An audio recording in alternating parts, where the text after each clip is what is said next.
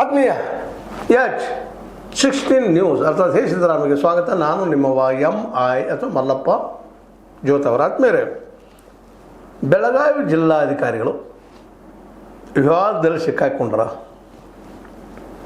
ಜಿಲ್ಲಾಧಿಕಾರಿ ಮೊಹಮ್ಮದ್ ರೋಷನ್ ಅವ್ರ ಮೇಲೆ ಆರೋಪಗಳು ಬರ್ತಾ ಇದ್ದಾವೆ. ವಿಶೇಷವಾಗಿ ನಮ್ಮ ಜಿಲ್ಲಾ ಕನ್ನಡ ಸಂಘಟನೆಗಳ ಕ್ರಿಯಾ ಸಮಿತಿಯಿಂದ ಆಗಿರ್ಬೋದು, ಹೋರಾಟಗಾರರಿಂದ, ಕನ್ನಡ ಹೋರಾಟಗಾರರಿಂದ ವಿಶೇಷವಾಗಿ ಅವ್ರ ಮೇಲೆ ಆರೋಪ ಬರ್ತಾ ಇದ್ದಾವೆ. 50 ಲಕ್ಷ ರೂಪಾಯಿ ಏನು ಗ್ರ್ಯಾಂಟ್ ಇತ್ತು, ಆ ಗ್ರ್ಯಾಂಟನ್ನು ಇವರು ಹಾಳು ಮಾಡಿದರು ಅನ್ನುವಂಗೆ ಆರೋಪ ಮಾಡ್ತಾ ಇದ್ದಾರೆ. ವಿಶೇಷವಾಗಿ ಕನ್ನಡ ಹೋರಾಟಗಾರರಿಗಾಗಲೇ ನೀವು ನೋಡಿರ್ಬೋದು, ಸ್ಟ್ರೈಕ್ ಮಾಡಿದ ದಿನದಲ್ಲೇ, ನಿನ್ನೆ ದಿನದಲ್ಲೇ. ಅದೇ ಕಾಲಕ್ಕೆ ಅದು ಮುಂದುವರೆದ ಇವತ್ತು ಇನ್ನೂ ಜೋರಾಗ್ತಾ ಇದೆ. ಮತ್ತು ಮೇಲಾಗಿ ಈ 50 ಲಕ್ಷ ರೂಪಾಯಿಗಳು ಹೆಂಗೆ ಖರ್ಚಾದವು, ಯಾಕೆ ಖರ್ಚು ಮಾಡಿದರು DC ಅವರು, ಮತ್ತು ಇದ್ರಾಗ ಅವ್ರಿಗೇನು ಲಾಭ ಇತ್ತಾನೆ ಅನ್ನೋಂಥ ಇವತ್ತು ಪ್ರಶ್ನೆಗಳನ್ನೆಲ್ಲ ಕನ್ನಡ ಹೋರಾಟಗಾರರು ಮಾಡ್ತಾ ಇದ್ದಾರೆ. ಅದರಲ್ಲೂ ಮುಖ್ಯವಾಗಿ ನಮ್ಮ ಅಶೋಕ್ ಚಂದ್ರಗಿ ಅವರು, ಜಿಲ್ಲಾ ಕನ್ನಡ ಸಂಘಟನೆಗಳ ಕ್ರಿಯಾ ಸಮಿತಿ ಅಧ್ಯಕ್ಷರು, ಅವರು ಹೇಳ್ತಾ ಇದ್ದಾರೆ, ಇಲ್ಲಿನ ಜಿಲ್ಲಾ ಕ್ರೀಡಾಂಗಣದಲ್ಲಿ ಕರ್ನಾಟಕ ರಾಜ್ಯೋತ್ಸವ ಅಂಗವಾಗಿ ತರಾತುರಿಯಲ್ಲಿ ಆಯೋಜಿಸಿದ ಕನ್ನಡ ಹಬ್ಬ ಕಾರ್ಯಕ್ರಮ ಕುರಿತಾಗಿ ಜಿಲ್ಲಾಧಿಕಾರಿ ಮೊಹಮ್ಮದ್ ರೋಷನ್ ಅರ್ಧ ಸತ್ಯ ಮಾತ್ರ ಹೇಳ್ತಾ ಇದ್ದಾರೆ, ಪೂರ್ಣ ಹೇಳ್ತಾ ಇಲ್ಲ. ಯಾಕಂತಂದ್ರೆ ಇದು ಇಲ್ಲಿಯ ಕನ್ನಡ ಕಾರ್ಯಕ್ರಮಗಳು, ಕನ್ನಡ ಕಲಾವಿದರಿಗೆ ಇಲ್ಲಿ ಡೆವಲಪ್ಮೆಂಟಿಗೆ ಬೇಕಾಗಿತ್ತು. ನಾವು ಬೆನ್ನತ್ತೆ ನಾವೆಲ್ಲರೂ ಕನ್ನಡ ಹೋರಾಟಗಾರರು, ನಮ್ಮ ಸಚಿವರಿಂದ, ಅದರಲ್ಲೂ ಮುಖ್ಯವಾಗಿ ಪಾಟೀಲರು, HK ಪಾಟೀಲರಿಂದ ನಾವು ಇದನ್ನು ಬಿಡುಗಡೆ ಮಾಡಿಸ್ಕೊಂಡಿದ್ದೀವಿ. ಇದು ಕನ್ನಡದ ಕಾರ್ಯಕ್ರಮಗಳಿಗೆ ವಿನಿಯೋಗ ಹೋಗ್ಬಿಟ್ಟೆ ಒಂದು ಯಾವುದೋ ದೊಡ್ಡ ಕಾರ್ಯಕ್ರಮ ಮಾಡಿ ಇದರಲ್ಲಿ ಗಾಲ್ಮೇಲ್ ಮಾಡಿದ್ದಾರೆ, ಲಾಸ್ ಮಾಡಿದ್ದಾರೆ, ಅಥವಾ ದುಡ್ಡನ್ನು ಬೇಕಾಬಿಟ್ಟಾಗಿ ಹಂಚಿದ್ರು. ಒಂದು ದೊಡ್ಡ ಕಾರ್ಯಕ್ರಮ ಆಗ್ತಾಯಿದ್ವು. ನಮ್ಮ ಲೋಕಲ್ ಕಲಾಕಾರರಿಗೆ, ನಮ್ಮ ಇಲ್ಲಿ ಸಾಹಿತ್ಯಗಳಿಗೆ ಎಲ್ಲ ಅನುಕೂಲ ಆಗ್ತಾಯಿತ್ತು. ಕನ್ನಡ ಬೆಳವಣಿಗೆಗೆ ಅದು ಉಪಯೋಗ ಮಾಡಬೇಕಾಗಿತ್ತು. ಮಾಡಿದ ಯಾವುದೋ ಒಂದು ಕಾರ್ಯಕ್ರಮ ಮಾಡಿದ್ರು. ಯಾವುದೋ ಒಂದಂದ್ರೆ ಅದರಲ್ಲೂ ಮುಖ್ಯವಾಗಿ ಸಂಗೀತದ ಕಾರ್ಯಕ್ರಮ. ನಮ್ಮ ಏನಪ್ಪ ಅಂತಂದ್ರೆ ಈ ಖ್ಯಾತ ಹೇಗೆ ವಿಜಯ ಪ್ರಕಾಶ್ ಅವರಾಗಿರ್ಬೋದು, ಅನುರಾಧ ಭಟ್ ಅವರಾಗಿರ್ಬೋದು, ಭಾಷಣ ಕಲಾವಿದರನ್ನ ಕರೆಸಿ ದುಂದು ವೆಚ್ಚ ಮಾಡಿದರು. ಅದರ ಅವಶ್ಯಕತೆ ನಮಗೆ ಇರಲಿಲ್ಲ ಅನ್ನುವಂಗೆ ಇವತ್ತು ಮಾತಾಡ್ತಾ ಇದ್ದಾರೆ. ಕಾರ್ಯಕ್ರಮ ದೊಡ್ಡದಾಗ್ಯದ ಮಾತು ಬೇರೆ. ಅಂದ್ರೆ ಅಲ್ಲಲ್ಲೇ ಒಂದು 4-5 ಕಡೆ ಕಾರ್ಯಕ್ರಮ ಆಗಿದ್ರೆ ಇನ್ನಷ್ಟು ಕನ್ನಡ ಕಾರ್ಯಕ್ರಮ ಹೆಚ್ಚಾಗಿದೆ. ನಮಗೆ ಕನ್ನಡದ ಬಗ್ಗೆ ಜನರಿಗೂ ಅಷ್ಟು ಜಾಗೃತಿ ಮಾಡಿದಂಗೆ ಆಗಿತ್ತು. ಒಂದು ದೊಡ್ಡದೇನೋ ಏನಪ್ಪ ಅಂತಂದ್ರೆ ಒಂದು ದೊಡ್ಡ ಕಾರ್ಯಕ್ರಮ ಮಾಡಿ ಅದಕ್ಕೆ ವಿಶೇಷವಾಗಿ ನಿಮಗೂ ಗೊತ್ತದ, ದೊಡ್ಡ ಕಾರ್ಯಕ್ರಮ ಮಾಡಿ ದುಡ್ಡನ್ನು ಹೊಡ್ಕೊಂಡು ಹೋಗಿಬಿಡುವಂಥದ್ದು ಅನ್ನುವಂಥ ಮಾತು. ವಿಶೇಷವಾಗಿ ನಾವು ಇವತ್ತು ನೋಡ್ತಾ ಇದ್ವಿ, ಎಲ್ಲ ಹೆಚ್ಚು ಕಡಿಮೆ ರಾಜಕಾರಣಿಗಳು ಈ ಒಂದು ಕಾರ್ಯಕ್ರಮ, ದೊಡ್ಡ ಕಾರ್ಯಕ್ರಮ ಹಾಕ್ಕೊಳ್ಳೋದು, ಪ್ರಚಾರ ಮಾಡ್ಕೊಳ್ಳೋದು, ಎದ್ದು ಹೋಗ್ಬಿಡೋದು, ಹಂಗಿದು ಅದ್ರಾಗ ದುಡ್ಡು ಹೊಡ್ಕೊಳ್ಳಿಕ್ಕೆ ಅವಕಾಶಗಳು ಹೆಚ್ಚಿರ್ತಾವೆ ಅನ್ನೋಂಥ ಮಾತನ್ನು ಹೇಳ್ತಾ ಇದ್ದಾರೆ. ಅದರಲ್ಲೂ ಈ ಕನ್ನಡ ಹಬ್ಬಕ್ಕೆ ಏನಪ್ಪ ಅಂದರೆ 39 ಲಕ್ಷ ರೂಪಾಯಿ ಖರ್ಚಾಗ್ಯವಂತ ರಿಕಾರ್ಡ್ ತೋರಿಸ್ತಾ ಇದ್ದಾರೆ ನಮ್ಮ DC ಅವರು ಅಂತೇಳಿ. ಕನ್ನಡ ಹಬ್ಬ ಕಾರ್ಯಕ್ರಮಕ್ಕೆ 39 ಲಕ್ಷ, ಕರ್ನಾಟಕ ರಾಜ್ಯೋತ್ಸವದಲ್ಲಿ ಸಾರ್ವಜನಿಕ ಊಟಕ್ಕಾಗಿ 8 ಲಕ್ಷ ಮತ್ತು ವಸ್ತು ಪ್ರದರ್ಶನಕ್ಕಾಗಿ 3 ಲಕ್ಷ. ಇವೆಲ್ಲ ಏನಪ್ಪ ಅಂದ್ರೆ DC ಅವರು ಈ ರೀತಿ ಹೇಳ್ತಾ ಇದ್ದಾರೆ. ಒಟ್ಟಿನಲ್ಲಿ ಅದನ್ನು ದುಡ್ಡು ಸಮಾಪ್ತಿ ಮಾಡಿದ್ರು ಸುಳ್ಳು ಹೇಳ್ತಾ ಇದ್ದಾರೆ. ಇಷ್ಟೊಂದು ದುಡ್ಡು ಹೆಂಗೆ ಖರ್ಚಾಗ್ತದೆ? 39 ಲಕ್ಷ ರೂಪಾಯಿ ಖರ್ಚಾಗಿದೆ ಅಂತ ಹೇಳ್ತಾರೆ ಕನ್ನಡ ಹಬ್ಬಕ್ಕೆ. ಅವ್ರು ಹಾಡುಗಾರ ಕರೆಸಿ ಮಾಡಿ ಸ್ಟೇಜ್ ಆಗಿ ಇದೆಲ್ಲ ಹೇಳ್ತಾ ಇದ್ದಾರೆ. ಅಷ್ಟು ಬಂದದ ಖರ್ಚು ಅಂತೇಳಿ. ಅಷ್ಟು ಖರ್ಚಾಗಿದ್ದು ಅವರು ತೋರಿಸ್ತಾರೆ. ಲೆಕ್ಕಪತ್ರ ತೋರಿಸೋದ್ರಂತೆ ನಮ್ಮ ಅಧಿಕಾರಿ ವರ್ಗಕ್ಕೆ ಏನು ಕಲಿಸ್ಬೇಕಾಗಿಲ್ಲ, ಭಾಳ ಸುಂದರವಾಗಿ ದಾರಿ ಮಾಡಿ ಕೊಡ್ತಾ ಇರ್ತಾರೆ. ಈಗ ನೋಡಿದ್ವಿ ನಾವು, ಈಗ ಬೆಳಗಾವಿಯಲ್ಲಿ ಏನು ನಡೀತದೆ ವಿಧಾನಸಭೆದು ಅಧಿವೇಶನ, ಆ ಅಧಿವೇಶನ ಸಂದರ್ಭದಲ್ಲಿ ನೀವು ನೋಡ್ತಾ ಇದ್ರಿ ಯಾವ ರೀತಿ ಖರ್ಚು ಮಾಡ್ತದೆ ಸರ್ಕಾರ, ಯಾರ್ದು ದುಡ್ಡು ಅದ್ರ ಬೆಲೆ ಇರೋದಿಲ್ಲ ಆ ರೀತಿಯಾಗಿ.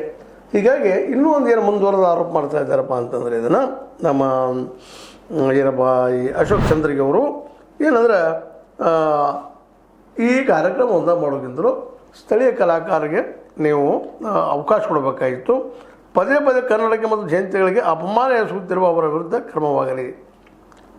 ಪದೇ ನಿಮ್ಮ DC ಅವರು ಅಪಮಾನ ಮಾಡ್ತಾಯಿದ್ದಾರೆ ಕನ್ನಡಕ್ಕೆ ಮತ್ತು ಅದಕ್ಕೆಲ್ಲ ಜಯಂತಿಗಳಿಗೆ ಅನ್ನುವಂಥ ಮಾತನ್ನು ಆರೋಪಿಸ್ತಾ ಇದ್ದಾರೆ. ಇದು ನಿಜಾನ? ಮತ್ತು ನಿಜವಾಗಿಯೂ ದುಡ್ಡು ಬಂದಿದ್ದು ಇದರ ಸಲುವಾಗಿ, ಕನ್ನಡ ಕಾರ್ಯಕ್ರಮಗಳ ಸಲುವಾಗಿ. ಹೌದು, DC ಅನ್ನೋದು ದುಡ್ಡು ಇರ್ತದೆ ಸರಿ, ಆದರೆ ಈ ಕನ್ನಡ ಹೋರಾಟಗಾರನ ವಿಶ್ವಾಸ ತೆಗೆದುಕೊಂಡು ಯಾಕೆ ಮಾಡಬಾರ್ದಾಗಿತ್ತು?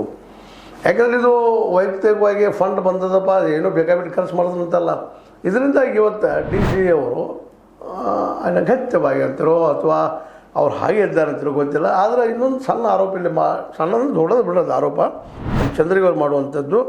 ಕನ್ನಡಕ್ಕೆ ಮತ್ತು ಜಯಂತಿಗೆ ಅಪಮಾನ ಮಾಡ್ತಾ ಇದ್ದಾರೆ ಇವರು ಅನ್ನುವಂಥ ಒಂದು ಮಾತನ್ನು ಮಾತಾಡ್ತಾ ಇದ್ದಾರೆ. ಏನಿದ್ರ ಅರ್ಥ ಹೆಂಗಂದ್ರೆ ಏನು ಮತ್ತೇನು ಮಾಡಿದಾರ ಅವು ಏನು ಜನರ ಮುಂದೆ ಹೇಳಬೇಕಲ್ಲ ಚಂದ್ರಿಗೆ ಅವರು. ಯಾಕಂದ್ರೆ ಕೇವಲ ಮುಗುಮ್ಮಾಗಿ ಆರೋಪ ಮಾಡೋಕ್ಕಿಂತಲೂ ಇವರು ಬಂದ ಮೇಲೆ ಏನು ಕಾರ್ಯಕ್ರಮ ಅದು ಎಂಥವು ಇದ್ರ ಬಗ್ಗೆ ಜನ ಸಾಮಾನ್ಯರ ಮುಂದೆ ಇಡಬೇಕಾಗಿದ್ದು ಇವ್ರ ಕರ್ತವ್ಯನ ಹೌದು. ಅನಗತ್ಯ ಟೀಕಾ ಮಾಡೋದಕ್ಕಿಂತಲೂ ಫ್ಯಾಕ್ಟ್ ಆ್ಯಂಡ್ ಫಿಗರ್ಸ್ ಕೊಟ್ಟರೆ ಇನ್ನೂ ಹೆಚ್ಚಾಗ್ತದೆ. ಬಟ್ ಒಂದಂತೂ ಕೊಟ್ಟಿದ್ದು ಖರೆ ಅದ. ಕನ್ನಡ ಒಂದು ಹಬ್ಬಕ್ಕನ ಈ ದೊಡ್ಡ ಕಾರ್ಯಕ್ರಮಕ್ಕೆ ಅದರಲ್ಲೇ ಜನ ಕುಣಿದಿರ್ಬೋದು, ಕುಪ್ಪಳಿಸಿರ್ಬೋದು, ಒಳ್ಳೆ ಹಾಡುಗಳಾಗಿರ್ಬೋದು. ಆ ಮಾತು ಬೇರೆ, ಸಾವಿರಾರು ಜನ ಕೂಡಿದ್ದಾರೆ ಇಲ್ಲಂತಲ್ಲ. ಈ ಒಂದು 50 ಲಕ್ಷ ರೂಪಾಯಿದ ದೊಡ್ಡ ಪ್ರಮಾಣದಲ್ಲಿ ಅಲ್ಲಿ ಕಾರ್ಯಕ್ರಮವಾಗ್ಯದ. ಆದರೆ ಸಡನ್ನಾಗಿ ಒಂದು ಕಾರ್ಯಕ್ರಮ ಆಗಿ ಹೋಗಿಬಿಟ್ರೆ ನಾವೇನು ಮಾಡಲಿಕ್ಕೆ ಸಾಧ್ಯ ಇಲ್ಲ ಅನ್ನುವಂಥ ಈ ಮಾತಿನ ಇವತ್ತು ಚಂದ್ರಿಯವರು ಹೇಳ್ತಾ ಇದ್ದಾರೆ. ಅದನ್ನು ಈ ಮೊದಲು ಏನೋ ಹೇಳಿದಾರೋ ಇಲ್ಲವೋ ಅನ್ನುವಂಥ ಕ್ಲಿಯರ್ ಮಾಡೋಕ್ಕಿಂತಲೂ ಇಲ್ಲಿ ಅವ್ರು ಕೊಟ್ಟಂಥ ಲೆಕ್ಕಪತ್ರ ನೋಡಿದಾಗ ಇದರಲ್ಲಿ ಡಿ ಸಿ ಅವ್ರದ್ದೇನೋ ಒಂದಿಷ್ಟು ತಪ್ಪದನ ಅನ್ನುವಂಥ ಸಮಸ್ಯೆ ಬರ್ತದೆ. ಇದಕ್ಕಿಂತ ಅವರು ಉತ್ತರ ಕೊಡಬೇಕಾಗಿದ್ದಾರೆ ಡಿ ಸಿ ಅವರು. ಮತ್ತು ಇಷ್ಟು ಮಾತ್ರ ಸರಿ, ಆದರೆ ಎರಡು ಮಾತಿಲ್ಲ. ಬೆಳಗಾವಿ ಸುತ್ತಮುತ್ತ ಏನಾದರೆ ಕನ್ನಡದ ಒಂದು ಸ್ವಲ್ಪ ಏನಪ್ಪ ಅಂತ ಇನ್ನೂ ಡೆವಲಪ್ಮೆಂಟ್ ಆಗಬೇಕಾಗಿದೆ. ಸಣ್ಣ ಸಣ್ಣ ಕಾರ್ಯಕ್ರಮ ಮಾಡಿ ಅಲ್ಲಲ್ಲೇ ಒಂದಿಷ್ಟು ಡೆವಲಪ್ ಮಾಡಿದ್ರೆ 3-4 ಕಾರ್ಯಕ್ರಮ ಮಾಡಿದರೆ ಇನ್ನೂ ಹೆಚ್ಚು ಅನುಕೂಲ ಆಗಿತ್ತು ಅನ್ನೋದ್ರಲ್ಲಿ ಎರಡು ಮಾತಿಲ್ಲ. ಬಟ್ ಅಲ್ಲೇ ಇಲ್ಲಿ ಇವರು ಆರೋಪ ಮಾಡೋದು ನೋಡಿದ್ರೆ ಸುಳ್ಳು ಹೇಳ್ತಾ ಇದ್ದಾರೆ, ರೊಕ್ಕ ಹೊಡ್ಕೊಂಡಿದ್ದಾರೆ ಅನ್ನೋಂಥ ಮಾತು ಹೇಳ್ತಾ ಇದ್ದಾರೆ. ಇದು ದೊಡ್ಡ ಆರೋಪ ಇದು ಒಂದು ರೀತಿಯಿಂದಲೂ ನಿಜವಾದ ಆರೋಪನ ಅಂತ ಹೇಳ್ಬೇಕಾಗ್ತದೆ. ಯಾಕಪ್ಪ ಅಂದರೆ ಇದಕ್ಕಿಂತ ಉತ್ತರ ಕೊಡಬೇಕಾದವ್ರು ಅವರು. ಈಗ ನಾವು ಕೊಟ್ಟಿದ್ದಾರೆ ಕಾರ್ಯಕ್ರಮ ಪಟ್ಟಿನ ಕೊಟ್ಟಿರ್ಬೇಕು, ಮೋಸ್ಟ್ಲಿ ಖರ್ಚು ತೋರಿಸಿದ್ದಾರೆ. ಆ ಖರ್ಚನ್ನು ನೋಡಿದ್ರಪ್ಪ ಅಂತಂದ್ರೆ ಹೌದು ಇವರು ಚಂದ್ರಿಯವರು ಆರೋಪ ಮಾಡಿದ್ರು ಏನೋ ನಿಜ ಅದಪ್ಪ ಇದು ಅಂತೇಳಿ. ಯಾಕಂದರೆ ಇಷ್ಟು ದೊಡ್ಡ ಪ್ರಮಾಣದಲ್ಲಿ 39 ಲಕ್ಷ ಏನಪ್ಪ ಕರ್ನಾಟಕ ರಾಜ್ಯೋತ್ಸವದಲ್ಲಿ ಹಬ್ಬಕ್ಕೆ ಖರ್ಚು ಮಾಡಿದ್ರೆ, ಕರ್ನಾಟಕ ರಾಜ್ಯೋತ್ಸವದಲ್ಲಿ ಸಾರ್ವಜನಿಕ ಊಟಕ್ಕಾಗಿ 8 ಲಕ್ಷ, ಸಾರ್ವಜನಿಕ 8 ಲಕ್ಷ ಖರ್ಚು ಮಾಡಿದ್ವಿ, ಮತ್ತೊಂದು ಮಾಡಿದ್ವಿ ತೋರಿಸ್ತಾ ಇದ್ದಾರೆ. ಹೀಗಾಗಿ ಇವತ್ತು ಒಂದು ವಿವಾದದಲ್ಲಿ ನಮ್ಮ ಡಿ ಸಿ ಮೊಹಮ್ಮದ್ ರೋಷನ್ ಅವರು ಸಿಕ್ಕಾಕೊಂಡಿದ್ದಾರೆ. ಮತ್ತು ಇವರು ಏನಪ್ಪ ಅಂತಂದ್ರೆ ಇದರಿಂದ ಯಾವ ರೀತಿಯಾಗಿ ಕ್ಲಿಯರೆನ್ಸ್ ಕೊಡ್ತಾರೆ, ಏನು ಮಾಡ್ತಾರೆ ಇವತ್ತು ಜನರು ನೋಡುವಂಥ ವಿಷಯ ಅದ. ಬಟ್ ಏನೋ ಆಗಲಿ ನಮಗಿರಬೇಕಾಗಿದ್ದೇನಪ್ಪ ಅಂತಂದ್ರೆ ಒಬ್ಬ ಡಿ ಸಿ ಅವರಿಂದ ನಾವು ಪ್ರಾಮಾಣಿಕವಾದ ಕೆಲಸ ಆಗಬೇಕು ಮತ್ತು ಕನ್ನಡದ ಅಭಿವೃದ್ಧಿ ಆಗಬೇಕು ಅಂದ್ರೆ ಬೆಳಗಾವಿ ಡಿ ಸಿ ಅವ್ರ ಕಡೆನೇ ಫಂಡ್ ಬರೋದ್ರಿಂದಾಗೆ ಅವ್ರ ಜವಾಬ್ದಾರಿ ಹೆಚ್ಚಿರ್ತದೆ. ಯಾಕಂದ್ರೆ ಫಂಡ್ ವಿತರಣೆ ಆಗೋ ಮುಂದೆ ಒಮ್ಮೆಲ್ಲ ಹಲವು ವಿಚಾರ ಮಾಡಬೇಕಾಗ್ತದೆ. ಇದು ಒಂದೇ ಕಾರ್ಯಕ್ರಮ ಮಾಡಿದರೆ ಹೌದು ಅವ್ರ ಲಾಭ ಆಗಿರ್ಬೋದು, ಸಮಸ್ಯೆ ಮೂಡುವಂಥ ಸಾಧ್ಯತೆಗಳಿದ್ದಾಗ ಇದಕ್ಕೆ ಯಾಕೆ ಅವಕಾಶ ಕೊಟ್ಟರು ಬುದ್ಧಿವಂತ ನಮ್ಮ ಡಿ ಸಿ ಅವರು ಅಂತೇಳಿ. ಯಾಕೆ ಅಧಿಕಾರಶಾಹಿ ವರ್ಗದವ್ರು ಬುದ್ಧಿವಂತರು ಇರ್ತಾರೆ, ಅದಕ್ಕೆ ಸೆಲೆಕ್ಷನ್ ಆಗಿರ್ತಾರೆ. IAS KS KS ಅದು ಇಲ್ಲಾಂದ್ರೆ ಅವ್ರು ಹೆಂಗೆ ಪಾಸ್ ಆಗಲಿಕ್ಕೆ ಸಾಧ್ಯ, ಬುದ್ಧಿವಂತರು ಇದ್ದಾರೆ. ಆದರೆ ಹೆಂಗೋ ಏನೋ ಮ್ಯಾನೇಜ್ ಮಾಡ್ಬೋದು, ಹಿಂದಿನ ಇಲ್ಲ ಅಂತಲ್ಲ. ಬಟ್ ಇದರಲ್ಲಿ ಏನದಪ್ಪ ಯಾರು ತಪ್ಪದು ಅನ್ನೋದು ಮಾತ್ರ ಈಗ ಜನಕ್ಕೆ ತಿಳಿಬೇಕಾಗಿಲ್ಲ. ಈಗಂತೂ ಕನ್ನಡ ಕ್ರಿಯಾ ಸಮಿತಿ ಅವರು, ಕನ್ನಡ ಹೋರಾಟಗಾರರು ಡಿ ಸಿ ಅವ್ರನ್ನ ಟಾರ್ಗೆಟ್ ಮಾಡ್ತಾ ಇದ್ದಾರೆ. ಆದರೆ ಡಿ ಸಿ ಅವರು ಇದಕ್ಕೆ ಉತ್ತರ ಕೊಡುವಂಥ ಸಾಧ್ಯತೆಗಳು ಇದ್ದರೂ ಸಹಿತ ಈ ಒಂದು ಏನು ಲಿಸ್ಟ್ ಕೊಡ್ತಾ ಇದ್ದಾರೆ 39 ಲಕ್ಷ ಎಂಟು 3 ಲಕ್ಷ ಅಂತ ಹಿಂಗೇನೆ ಕೊಡ್ತಾ ಇದ್ದಾರೆ. ಇದಕ್ಕೆ ಕ್ಲಾರಿಟಿ ಸಿಗ್ಬೋದಾ ನಮ್ಮ ಡಿ ಸಿ ಅವ್ರ ಕಡೆಯಿಂದ? ಯಾಕಂದ್ರೆ ಡಿ ಸಿ ಅವರು ಈಗ ಆರೋಪಿ ಸ್ಥಾನದಲ್ಲಿದ್ದಾರೆ, ಅದರಿಂದ ಅವ್ರು ಹೊರಗೆ ಬರಬೇಕಾಗಿದ್ರೆ ಇದು ಕ್ಲಿಯರೆನ್ಸ್ ಆಗಿ ಇನ್ನೂ ಅಷ್ಟು ತಮ್ಮ ಏನೇನು ಆಗಿದೆ ಘಟನೆ ಅದ್ರ ಬಗ್ಗೆ ವಿವರಿಸುವಂಥ ಕೆಲಸ ಮಾಡಿ ಹೋಗ್ಯ.